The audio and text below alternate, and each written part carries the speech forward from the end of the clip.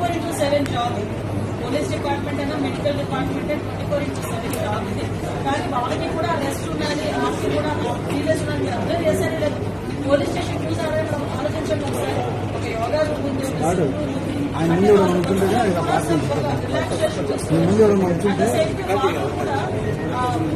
సెలవు ఇచ్చే విషయంలో కూడా ఎక్కడ కూడా ఇబ్బంది లేకుండా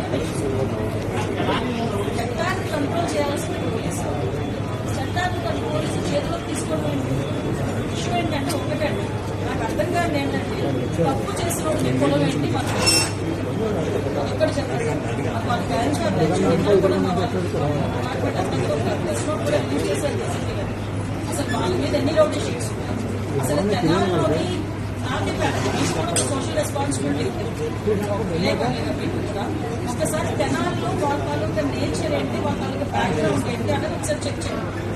యాక్చువల్గా ఒక గంజా బ్యాచ్ పోలీస్ డిపార్ట్మెంట్ మీద చేంజ్ చేస్తున్నారు అంటే చెప్పగలగా ఒకసారి దానికి కూడా వీళ్ళు రాజకీయాలను కూలివేసి దానికి కులాన్ని అంతగట్టి మతాన్ని అంతగడతా ఉంటే పోలీస్ డిపార్ట్మెంట్ ఎలా వర్క్ చేసుకోవాలి ఒకసారి ఆలోచించాలి. ఇదే పోలీస్ యాక్షన్ తీసుకోలేదు,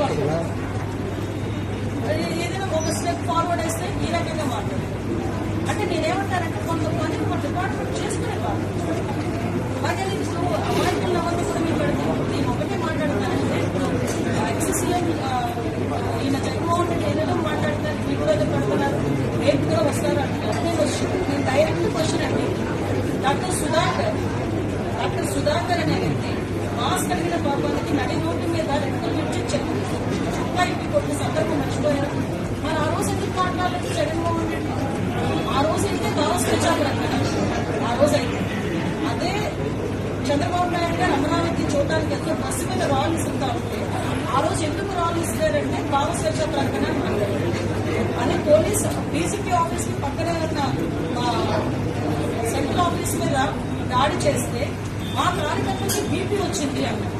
ఇవన్నీ ఎక్సీఎం మాట్లాడడం ఈరోజు అదే వరప్రసాద్ అని మన రాజమండ్రిలో వరప్రసాద్ అని ఇసుక మాఫియా గురించి మాట్లాడితే పోలీస్ స్టేషన్ లో కూర్చొని శిరోమండనం చేస్తే మరి ఆ రోజు ఎందుకు మాట్లాడలేదు? దళిత నాయకులు ఆ రోజు దళితులు ఎందుకు శిరోమండనం చేశారు అని చెప్పి ఆ రోజు ఎందుకు మాట్లాడలేదు?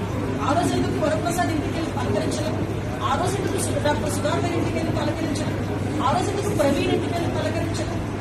అంటే పులివెందరు నాగమ్మాని అమ్మాయిని చాలా టోటల్గా హత్య చేస్తే మేము వెళ్తే మా మీద ఎట్లా కేసులు పెట్టారు? మరి పులివెందుల నియోజకవర్గంలో నాలుగు ఇంటికి ఎందుకు ఆ రోజు జగన్మోహన్ రెడ్డి? ఈ రోజు రాజకీయ లబ్ధి గురించి కులాలని మతాలని రెచ్చగొట్టడానికి మాత్రమే ఈరోజు తప్పు చేసిన వాడి ఇంటికి అదేవిధంగా గాంజాయి బ్యాచ్ వాళ్ళ ఇంటికి వెళ్తున్నాడంటే అతని బ్యాక్గ్రౌండ్ ఏంటో మనం కూడా ఆలోచించుకోవాలి. ప్రజలు కూడా ఎందుకంటే నేను మాట్లాడుతున్నాను